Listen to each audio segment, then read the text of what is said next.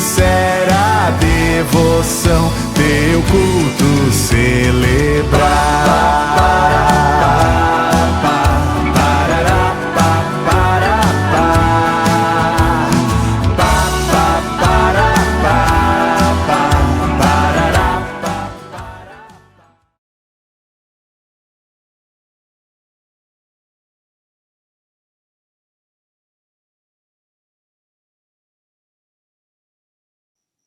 Graça e paz, meus amados irmãos. Mais uma vez nós estamos aqui para a transmissão do nosso culto de louvor e de adoração ao nome do nosso Deus.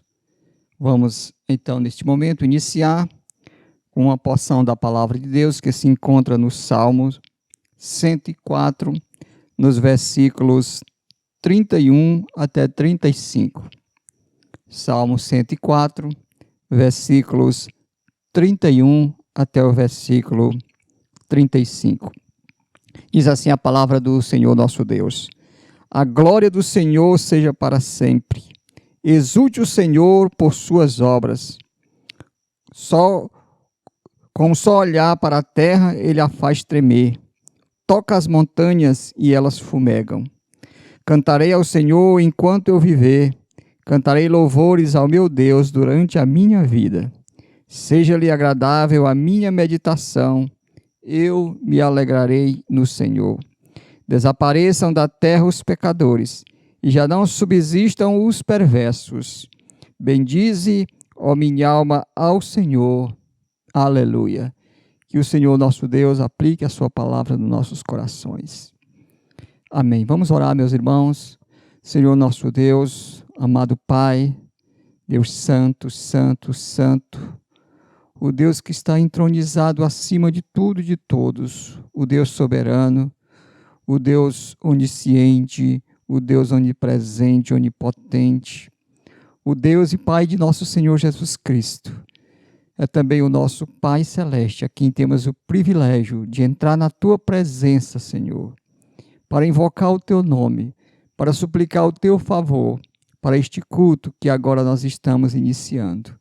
Senhor Deus, que nosso culto seja agradável, que nosso culto seja aceitável diante do Senhor. E que Tu venha abençoar, Senhor Deus, cada parte do mesmo. Pedimos, ó Deus, que Tu sejas com a leitura da Tua palavra, com os cânticos, com os hinos, com as orações que serão levadas até o trono da Tua graça. E também rogamos, Senhor Deus, que nesta noite Tu fale aos nossos corações por intermédio da Tua palavra. Senhor nosso Deus, nós Te pedimos, nós Te agradecemos, em nome de Jesus. Amém. Nesse momento, meus irmãos, nós vamos louvar o nome do Senhor nosso Deus com o hino de número 311 do nosso Inário Novo Cântico, Avante, ó crente.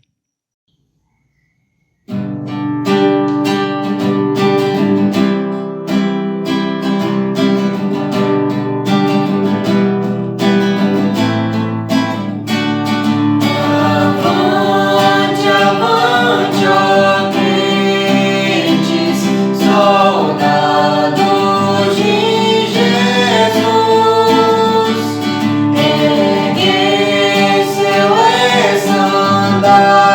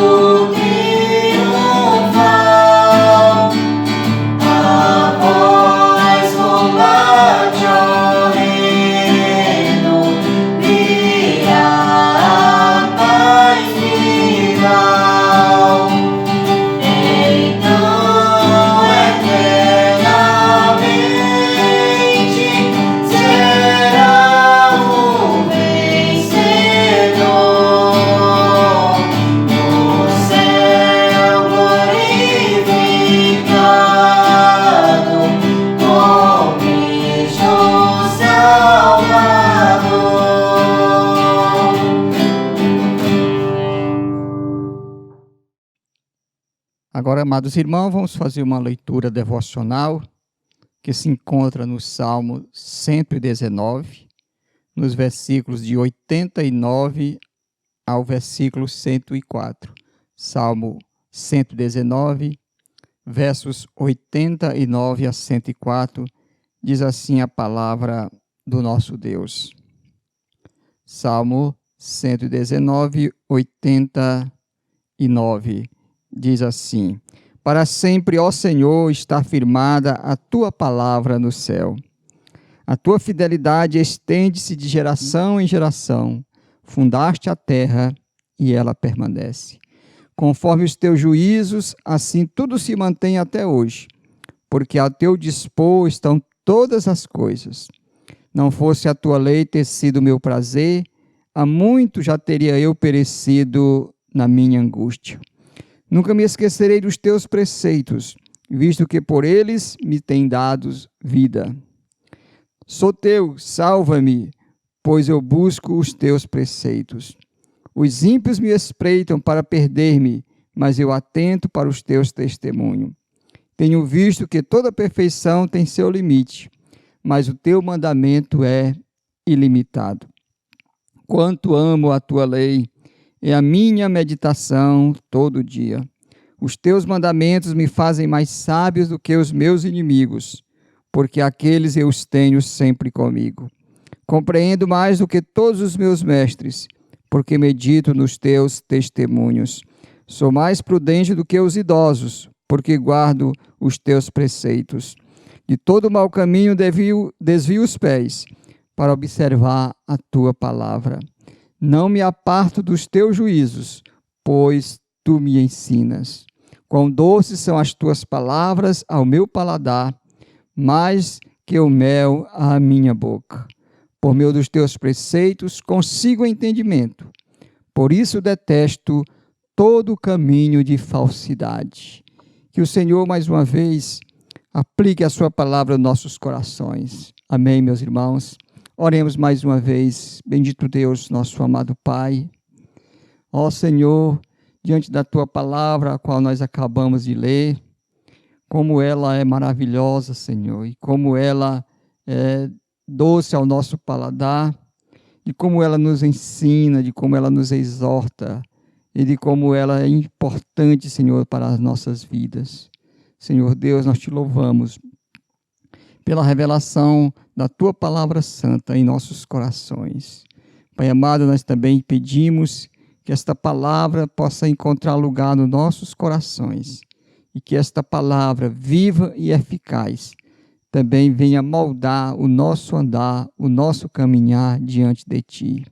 Senhor nosso Deus, nós queremos agradecer porque a tua palavra é luz para os nossos caminhos, é lâmpada para os nossos pés. Ela que nos ilumina, ela que nos mostra o caminho no qual devemos andar. Senhor nosso Deus, abençoa o teu povo do campo missionário de Horizonte, abençoa a todos que estão adorando e orando juntamente conosco. Nós te rogamos, nós te agradecemos em nome de Jesus. Amém. Desta feita, meus amados irmãos, nós vamos louvar o nosso Deus com o cântico espiritual Foi no Calvário.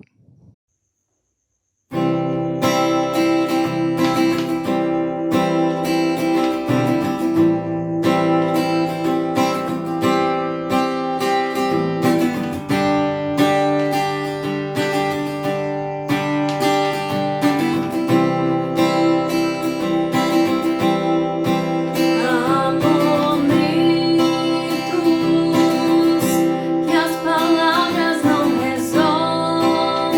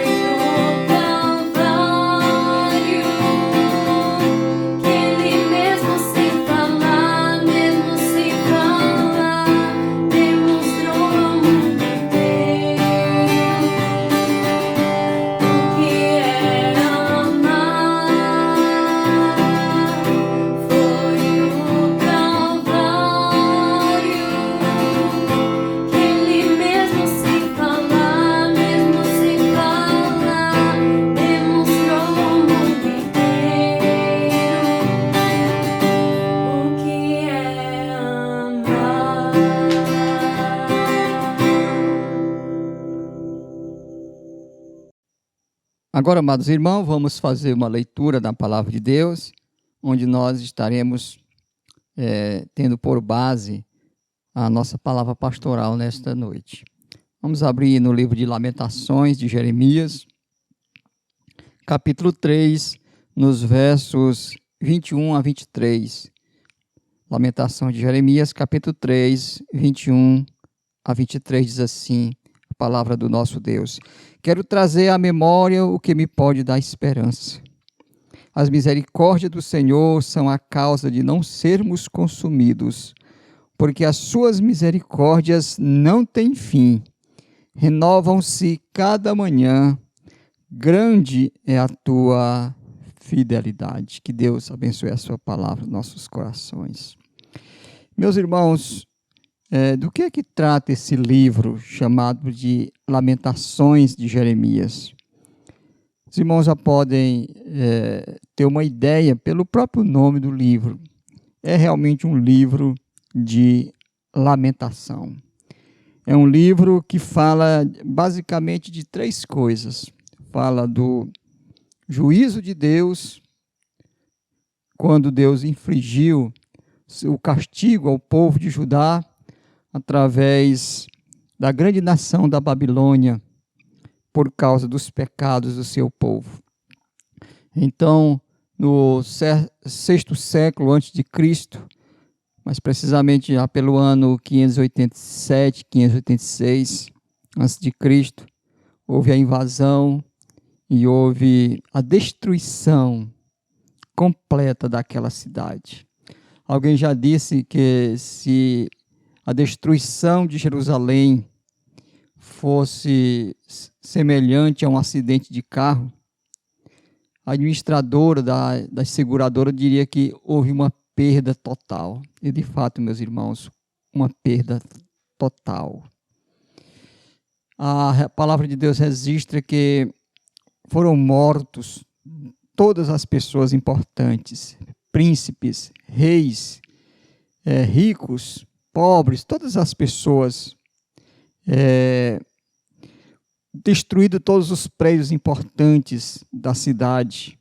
Primeiramente, eles destruíram os muros, cidade sem muros, cidade sem proteção. Depois, destruíram completamente o templo, o belíssimo templo de Salomão.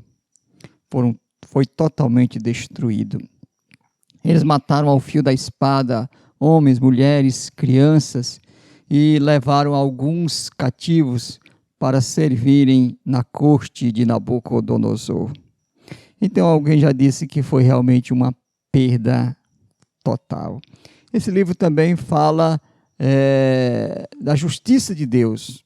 Tudo aquilo aconteceu devido aos pecados do povo. Deus enviou seu juízo e Deus estava fazendo então assim justiça.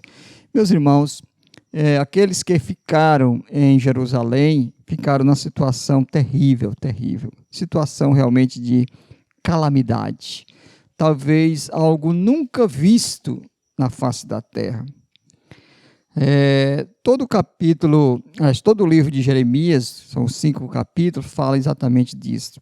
No capítulo 4, Jeremias chega a dizer que mais felizes foram as vítimas da espada do que as vítimas da fome, porque estas se definham atingidas mortalmente pela falta do produto dos campos. E no verso 10, diz aqui que as mulheres, elas cozeram seus próprios filhos para lhes servirem de alimento quando houve a destruição de Jerusalém. Então, meus irmãos, dá para ter uma ideia, uma noção. Às vezes nós olhamos a situação difícil que o mundo está passando, de calamidade, de doença, de morte, de sofrimento, mas talvez nem se compara com a situação da cidade de Jerusalém. Mas, meus irmãos, este livro também não trata só de sofrimento, de justiça, de juízo, trata também de uma coisa que é muito importante, que é a esperança. Diante de todo aquele quadro, diante de todo aquele cenário de destruição, de fome, de miséria, de calamidade, de um sofrimento intenso daquele povo, Jeremias olha para Deus e diz: eu quero trazer à minha memória, quero trazer à minha lembrança aquilo que me pode dar esperança. E o que podia dar esperança na situação daquela? Ele diz, são as misericórdias do Senhor.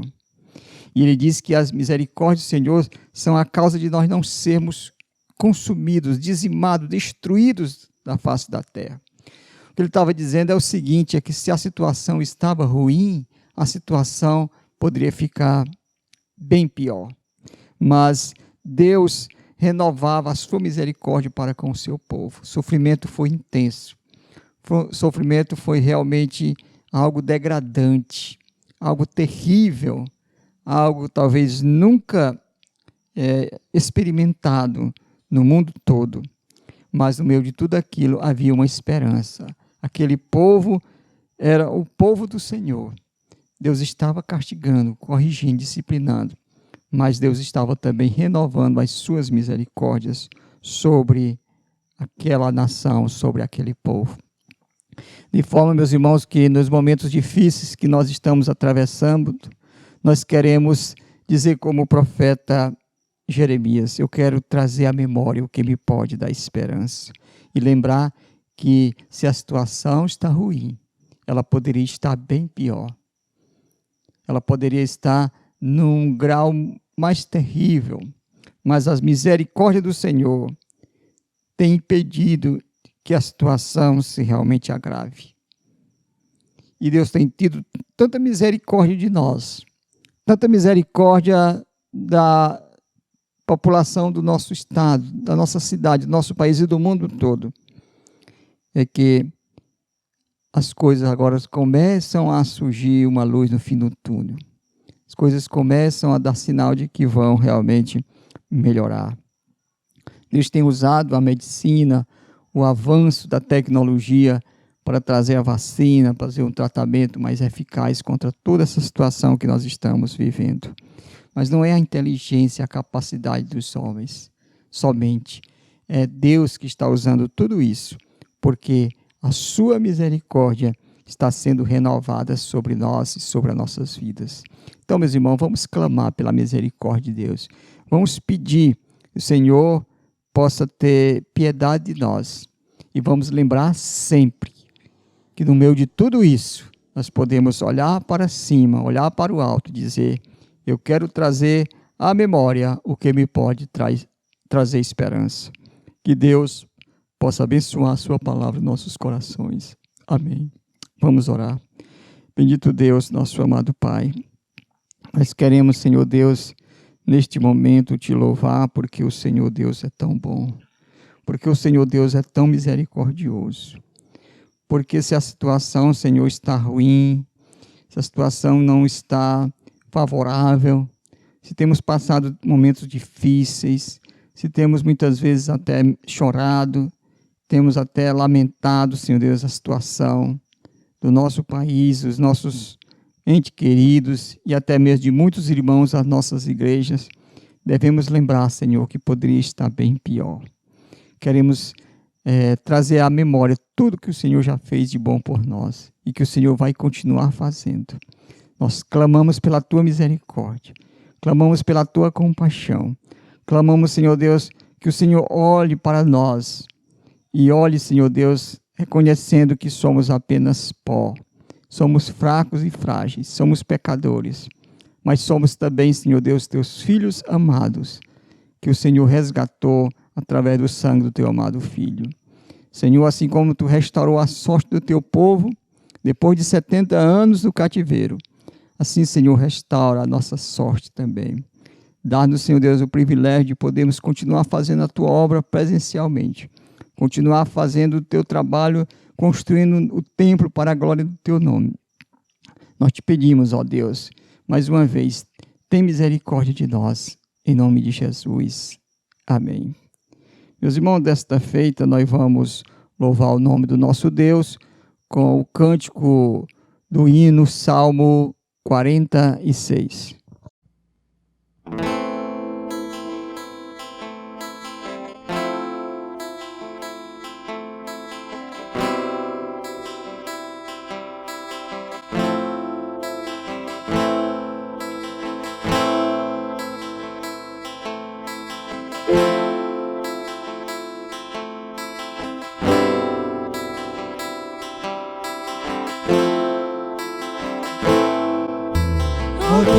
de todos contemplar as obras do Senhor. Quebra a flecha e o arco, a guerra faz cessar. Ó Deus supremo de Israel, que ao nosso lado estás. Andamos pela fé no Deus que os carros faz queimar. Ó Deus, estás conosco, mesmo em meio ao fogo, como um escudo na tempestade estás. És o nosso guia em guerras violentas. Onde nós iremos, senão com o Senhor?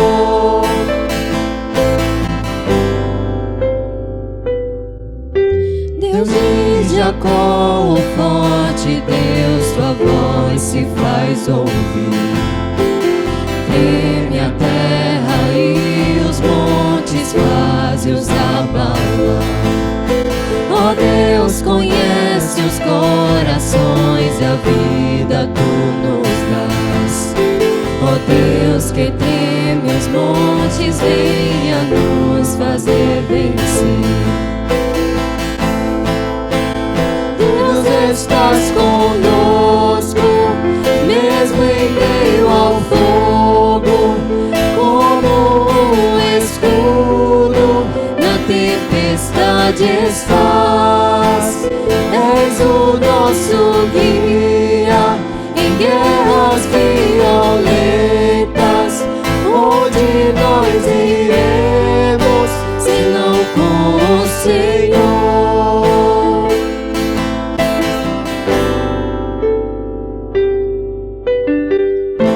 Ainda que o mar se agite, és Senhor de tudo e acalma o vento e o meu ser.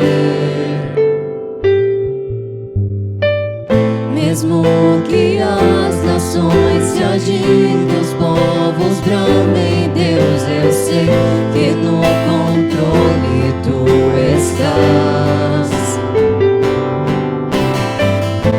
Ainda que o mar se agite, és Senhor de tudo e acalma o vento e o meu ser. Mesmo que as nações se agitem, os povos bramem, Deus, eu sei que no controle tu estás. Ó Deus, estás conosco, mesmo em meio ao fogo, como um escudo na tempestade estás. És o nosso guia em guerras violentas. Onde nós iremos, senão com o Senhor? Deus de Jacó, o forte Deus, o Deus supremo de Israel. Deus de Jacó, o forte Deus, o Deus supremo de Israel.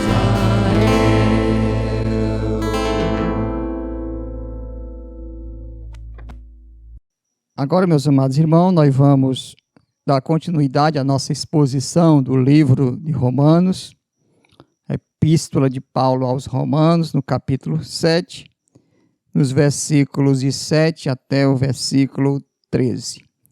Então, os irmãos que já vêm nos acompanhando, sabem a sequência, abra a sua Bíblia em Romanos 7, de 7 até 13. Diz assim a palavra do Senhor: Que diremos, pois, é a lei pecado? De modo nenhum. Mas eu não teria conhecido o pecado, senão por intermédio da lei, pois não teria eu conhecido a cobiça, se a lei não dissera, não cobiçarás. Mas o pecado, tomando ocasião pelo mandamento, despertou em mim toda sorte de concupiscência, porque sem lei está morto o pecado. Outrora, sem a lei, eu vivia, mas sobrevindo o preceito, reviveu o pecado e eu morri. E o mandamento que me fora para a vida, verifiquei que este mesmo se me tornou para a morte. Porque o pecado, prevalecendo-se do mandamento, pelo mesmo mandamento me enganou e me matou. Por conseguinte, a lei é santa. E o mandamento santo, justo e bom. Acaso o bom se me tornou em morte? De modo nenhum. Pelo contrário, o pecado, para revelar-se como pecado, por meio de uma coisa boa, causou-me a morte, a fim de que, pelo mandamento, se mostrasse sobremaneira maligno. Meus irmãos, que Deus abençoe a porção da sua palavra nos nossos corações. Amém. Nós vamos, neste momento, então, fazer mais uma oração pedindo a bênção do Senhor. Oremos. Nosso Deus, nosso bendito Pai, queremos, Senhor Deus, diante da Tua palavra, rogar agora, Senhor, a iluminação do Teu Espírito, para abrir nossos corações, nos fazer crer, nos fazer entender, nos fazer compreender a Tua palavra, mas não somente isso também, Senhor, nos fazer viver. Pedimos a Tua bênção em nome de Jesus. Amém. Meus irmãos, como nós já vimos nas mensagens passadas, a maioria das referências que o apóstolo Paulo fez à lei foram muito negativas. E ele continuou, como nós vimos aqui, semana passada, no capítulo 7, falando a respeito da lei. Veja o versículo 6, o último versículo da semana passada, diz assim: agora, porém, libertados da lei. Paulo diz que nós fomos libertados da lei. No versículo 4, ele diz que nós morremos para a lei. Verso 4. Assim, meus irmãos, também vós morrestes relativamente à lei por meio do corpo de Cristo. Meus irmãos, tudo isso é uma linguagem muito forte, porque Paulo diz que nós fomos libertados da lei. Paulo diz que nós morremos para a lei. Paulo diz que nós não estamos mais debaixo da lei. Paulo diz que nós estamos agora debaixo da graça. E tudo isso soava aos ouvidos dos seus leitores, dos seus inimigos, como que um antinomismo. O que é o antinomismo? Nós temos explicado, né? Mas é sempre bom a gente enfatizar. É aquela ideia de que nós desprezamos a lei de Deus, que nós podemos viver sem a lei de Deus, que a lei de Deus não tem mais nenhuma relevância para nós. Diante de tudo isso, o apóstolo Paulo ele se vê obrigado a fazer uma defesa da lei de Deus. Então, Paulo vai defender a lei de Deus das possíveis interpretações erradas daquilo que ele havia acabado de dizer. Então, para que não parasse nenhuma dúvida, ele vai fazer, então, duas perguntas para defender a lei de Deus. A primeira pergunta está aí no verso 7, quando ele diz o seguinte: que diremos, pois, é a lei pecado? Ora, ele já havia dito, como nós falamos, que nós morremos para a lei, que nós fomos libertados da lei, que a lei, ela revela o pecado, ela traz o conhecimento do pecado. E então, alguém podia perguntar, então, a lei é pecado. Porque a lei faz tudo isso, então ela é uma lei pecaminosa. Aí Paulo responde com um enfático: de modo nenhum, de jeito nenhum. É como se ele dissesse absolutamente errado isso que vocês estão pensando. Não, a lei não é pecado. Mas a lei, meus irmãos, ela faz algumas coisas. Por exemplo, a lei, ela revela o pecado. Verso 7. Mas eu não teria conhecido o pecado senão por intermédio da lei. Pois eu não teria conhecido o pecado, conhecido a cobiça, se a lei não dissera, não cobiçarás. Então, meus irmãos, Paulo diz que a lei, de fato, ela revela o pecado. Ou seja, Paulo só tomou conhecimento do pecado devido à lei.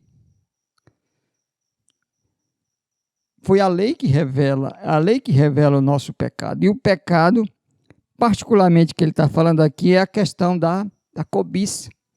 Ele disse, se a lei não disser, o décimo mandamento, se a lei não dissesse, não cobiçarás, eu nunca ia saber o que era a cobiça. Eu nunca ia saber o que é isto. Então, Paulo diz que a lei revela o pecado. E ele fala, interessante, deste 10º mandamento sobre a cobiça, porque é um pecado realmente muito sutil, é um pecado interno. Por exemplo, a gente nunca ouviu falar de alguém na igreja que foi disciplinado porque cobiçou. Não. Cobiça é algo interno, é algo que está no interior dos nossos corações. Mas a cobiça, ela leva a outros pecados. Por exemplo, a cobiça leva ao roubo. Alguém cobiça uma coisa, então alguém vai lá e rouba. A cobiça pode levar ao adultério, né? Ou a cobiça pode levar ao assassinato. A cobiça pode levar ao falso testemunho. Então, Paulo disse que, de fato, a lei, ela revela o pecado. Segunda coisa é que a lei, Paulo diz, provoca o pecado. A lei não somente revela o pecado, mas também a lei provoca o pecado. Veja o que ele diz no verso 8. Mas o pecado, tomando ocasião pelo mandamento, despertou em mim toda sorte de concupiscência, porque sem lei está morto o pecado. Então, Paulo diz que a lei, ela revela o pecado. É aquela ideia, meus irmãos, do proibido. Adão e Eva foram colocados no paraíso e eles podiam comer de uma vastidão de frutos que existia no paraíso. Mas Deus vetou, Deus proibiu que eles comessem de um único fruto. Mas qual foi o fruto que mais despertou desejo? Que mais despertou cobiça, vontade? Foi exatamente o fruto proibido. Então é isso que Paulo está querendo dizer. Ele disse que o pecado, tomando ocasião pelo mandamento, despertou em mim toda sorte de concupiscência. Então, meus irmãos, é aquela velha ideia de gostar, de querer o proibido. Por exemplo, se você vai numa autoestrada, e se você vê ali uma placa de 60 km por hora, você logo fica perguntando, por que 60? Se tiver uma placa de pare, você fica logo perguntando, por que parar? Ou seja, a gente quer sempre violar a lei. A lei desperta isso dentro dos nossos corações. Meus irmãos, é algo realmente bem interessante isso. Agostinho, nas suas confissões, ele conta quando ele tinha 16 anos, juntamente com outros jovens, ele roubou do vizinho algumas peras. E ele disse que aquelas peras que ele roubou não era para consumo, não era para eles comerem, porque ele disse que depois pegou aquelas peras e jogou para os porcos. Ele disse, eu fiz tudo aquilo pelo simples prazer de pecar. Não porque eu queria as peras, não porque eu desejasse as peras, não porque eu tinha necessidade das peras, mas eu fiz pelo simples prazer de fazer aquilo que era ilícito. É exatamente isso que Paulo está dizendo aqui. Ou seja, a lei, ela revela o pecado que está dentro dos nossos corações. Mas, em todo caso, meus irmãos, o verdadeiro vilão não é a lei. O verdadeiro vilão é o pecado, a concupiscência, que é, de fato, hostil a Deus. Então, acontece tudo isso por quê? Por causa da nossa natureza pecaminosa. Então, Paulo diz que a lei, ela revela o pecado, que a lei provoca o pecado, mas Paulo também diz que a lei condena o pecado. Versos 9 a 11, Paulo diz: outrora sem a lei eu vivia, mas sobrevindo o preceito reviveu o pecado e eu morri. E o mandamento que me fora para a vida, verifiquei que este mesmo se me tornou para a morte. Porque o pecado, prevalecendo-se do mandamento, pelo mesmo mandamento me enganou e me matou. Você veja que nesses 3 versículos, versículo 9, 10 e 11, fala do mandamento relacionando com a morte. Mandamento aqui é um sinônimo para a lei de Deus. Verso 9, ele diz: outrora sem lei eu vivia, mas sobrevindo o preceito, ou seja, a lei, reviveu o pecado e eu morri. E o mandamento que me fora dado para a vida, verso 10, verifiquei que esse mesmo se me tornou para a morte. Verso 11, porque o pecado, prevalecendo-se do mandamento, pelo mesmo mandamento me enganou e me matou. Então, meus irmãos, a lei, ela revela o pecado, a lei provoca o pecado, porque onde não existe lei, não existe pecado, não existe transgressão, mas basta colocar uma lei que a gente tem vontade de transgredir. Nós estamos vendo isso na prática agora, né? Nesses lockdown. As pessoas não querem respeitar as restrições do governo. As pessoas saem na rua e ficam perguntando: por que eu vou sair de máscara? Por que eu não posso entrar em determinado estabelecimento do jeito que eu quiser, da maneira que eu quiser?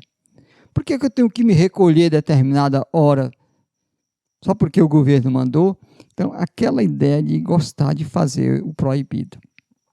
Mas também a palavra de Deus diz que a lei, ela condena o pecado. Paulo não está dizendo que a lei em si, ela é pecaminosa. E que nem a lei é responsável pelo pecado. Não, o problema não é a lei, o problema é a natureza pecaminosa que se vale da lei para levar-nos a pecar e assim morrermos. Paulo exonera a lei de Deus de toda e qualquer culpa. Paulo diz: a culpa não é da lei, a culpa é da nossa natureza pecaminosa. A culpa está em nós. Agora, o pecado se aproveita da lei para revelar o pecado, provocar o pecado, mas também condenar o pecado. Veja o que Paulo diz no verso 12, como ele vai exonerar completamente a lei de Deus de qualquer responsabilidade pelo pecado do homem. Verso 12, por conseguinte, a lei é santa, ele diz, e o mandamento santo, justo e bom. Paulo está dizendo: a lei é santa porque ela procede de um Deus santo. O mandamento é santo porque veio de um Deus santo, separado. Então, este mandamento também foi separado para que o homem pudesse viver uma vida santa. Depois ele diz também que o mandamento é justo. A lei de Deus não é injusta, porque ela foi promulgada por um Deus justo, um Deus que não comete injustiça. E também Paulo diz que a lei de Deus, ela é boa, o mandamento é bom. Nada nas Escrituras, no Antigo Testamento, no Novo Testamento, tem algo ruim. Como nós vimos, meus irmãos, no Salmo 119 que nós lemos, o salmista, ele elogia a palavra de Deus. elogia a lei de Deus. Ele diz: ó, como amo a tua lei, é a minha meditação todo dia. Ele diz que a tua palavra, o teu mandamento, a tua lei é mais doce do que o mel. Então, Paulo está aqui fazendo uma defesa da lei. O problema não é a lei. O problema, meus irmãos, é a nossa natureza pecaminosa. Se nós fôssemos santos, se nós fôssemos perfeitos, não teríamos nenhum problema com a lei de Deus. A lei de Deus diria assim: não roubarás. E nós não teríamos nenhuma vontade de roubar. A lei de Deus diria assim: não cobiçarás. E como não existia pecado em nós não teríamos nenhuma vontade de cobiçar. A lei de Deus diria: não furtarás. E nós não teríamos vontade de furtar. Não matarás. E nós não teríamos vontade de matar. Como muitas pessoas às vezes não matam, mas têm vontade. Né? Então, o problema não é a lei. O problema, Paulo diz, é a nossa natureza pecaminosa. O problema somos nós. Né? Por isso que Paulo está fazendo uma defesa da lei de Deus. Porque ele diz que nós morremos para a lei. Ele diz que nós fomos libertados para a lei. Que com a lei vem um pleno conhecimento do pecado. Então, pairava na mente uma dúvida na cabeça dos seus leitores. Então, a lei é pecado, a lei é ruim. A lei não é uma coisa boa. Aí Paulo diz que isso não é verdade. Outra pergunta que o apóstolo Paulo vai fazer está no versículo 13. Diz: acaso o bom se me tornou em morte? Disse: se a lei é boa, se o mandamento é santo, justo e bom, por que a lei mata? Por que a lei condena? Veja o que o apóstolo Paulo diz. Novamente ele vai responder: de modo nenhum. Pelo contrário, o pecado para revelar-se como pecado, por meio de uma coisa boa. O que é a coisa boa? É exatamente a lei de Deus. Causou-me a morte, a fim de que pelo mandamento se mostrasse sobremaneira maligno. Ele diz que o pecado, ele se aproveita da lei, uma coisa boa, para causar a morte. Mas o problema não está na lei, o problema está no pecado, na nossa natureza. Paulo vai dizer isso várias vezes para deixar bem claro a sua posição em defender a lei de Deus. O que nós temos aqui, meus irmãos, para ilustrar, para ficar bem entendido aos irmãos, é mais ou menos o seguinte: alguém que quebra a lei de um determinado país, e essa pessoa, então, ela é julgada e ela é condenada à prisão. E lá na prisão, ela não pode culpar absolutamente ninguém. Ela não pode dizer: a culpa é da lei. Claro que foi a lei que a condenou. A lei foi que levou aquela pessoa a ser julgada e a ser condenada. Mas o problema não é a lei, o problema não foi a lei. Ele só pode culpar somente ele. Ele quebrou a lei. Ele foi julgado pela lei, mas a lei que ele mesmo quebrou, a lei que ele infringiu. Portanto, o problema não está na lei, o problema está nele.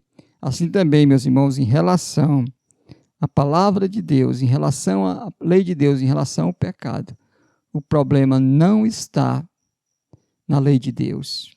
O problema está em nossa natureza pecaminosa. Portanto, meus irmãos, não é correto, não é certo falarmos mal da lei de Deus, porque ela procede de um Deus santo, justo e bom.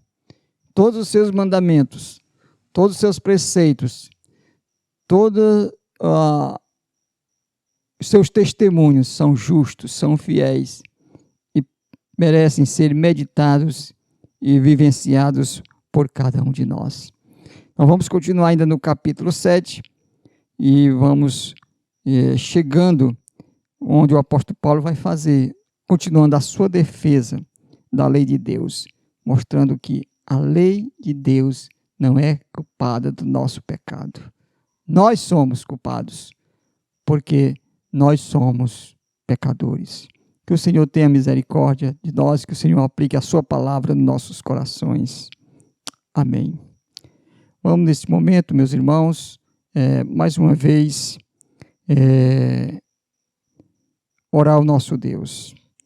Bendito Deus, nosso amado Pai, nós queremos agradecer ao Senhor por ter nos dado a tua lei, Senhor. Mandamentos tão justos, mandamentos tão perfeitos, mandamentos tão bons. E é por isso que nós não podemos viver, Senhor Deus, praticando a lei no sentido de sermos salvos pela lei, porque nós não conseguimos atingir o padrão estabelecido pelo Senhor. O padrão é a perfeição absoluta, o cumprimento rigoroso de cada mandamento, e nós não temos condições de cumprir. Mas nós te louvamos porque o teu Filho Jesus Cristo cumpriu por nós, trazendo vida para nós. Mas, Senhor, liberta também aqueles que estão debaixo ainda da lei, que querem agradar ao Senhor cumprindo a lei, algo que é impossível, não porque a lei seja ruim, não porque a lei seja má, não porque a lei seja imperfeita, mas exatamente o contrário.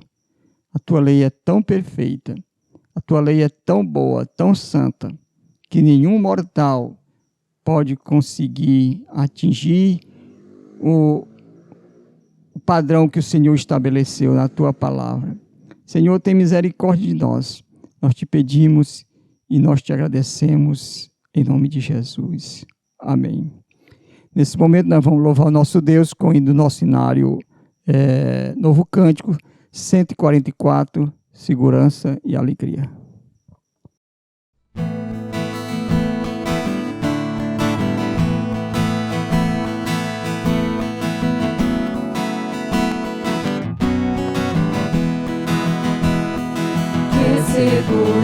Segurança tenho em Jesus,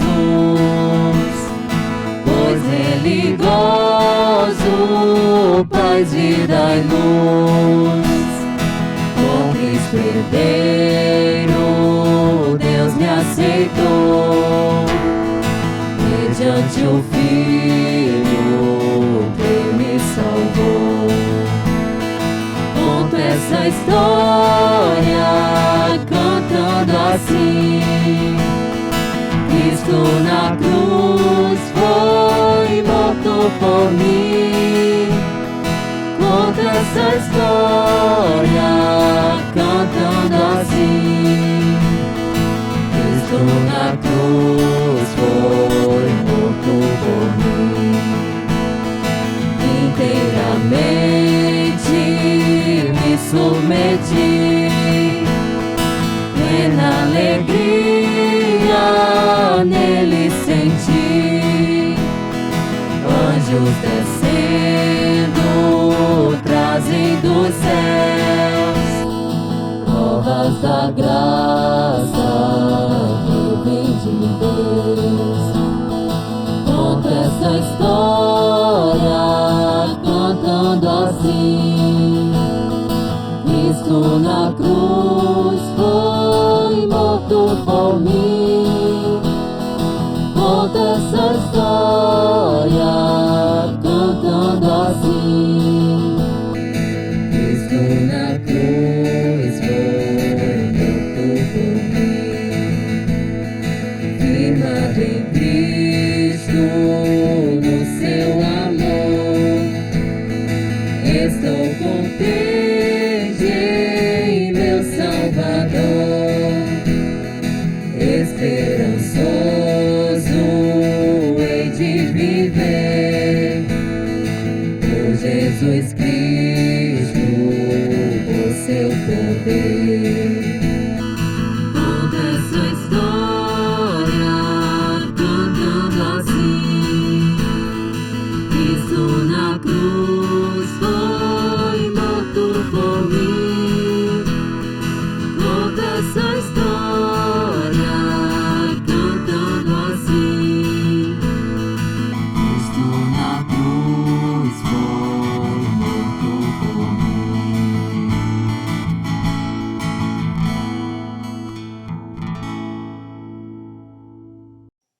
Vamos, nesse momento, meus irmãos, sermos despedidos com a bênção apostólica e o amém final. Recebei, meus irmãos, pois então a bênção, que a graça do nosso Senhor e Salvador Jesus Cristo, que o amor de Deus, o nosso Pai, e que a comunhão, que o poder e as doces consolações do Espírito Santo repouse sobre o campo missionário de Horizonte, sobre todos os irmãos que adoram o Senhor juntamente conosco, e sobre todo o povo de Deus, desde agora e para todos sempre. Amém. Meus irmãos, nós queremos desejar aos irmãos uma boa semana, um bom retorno dos irmãos, seus trabalhos, bom retorno às suas atividades seculares, alguns também faculdade, mesmo que seja online, mas estão aí se dedicando aos estudos. Vamos continuar orando uns pelos outros, orando pelas famílias da igreja, pelos enfermos, pela construção do nosso templo, orando pela fidelidade dos irmãos, também no dízimo e nas ofertas, e orando, Senhor, meus irmãos, por todos os nossos familiares. Pedimos ao Senhor que continue nos abençoando e que nós tenhamos verdadeiramente uma boa semana debaixo da paz e da graça do Senhor nosso Deus. Amém.